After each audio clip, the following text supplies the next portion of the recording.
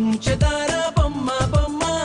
పట్టుకోవద్దనకమ్మ మంచు పూల కొమ్మ కొమ్మ ముట్టుకోవద్దనకమ్మ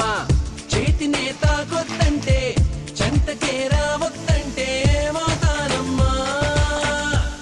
నిన్ను పొందేటందుకే పుట్టానే కొమ్మ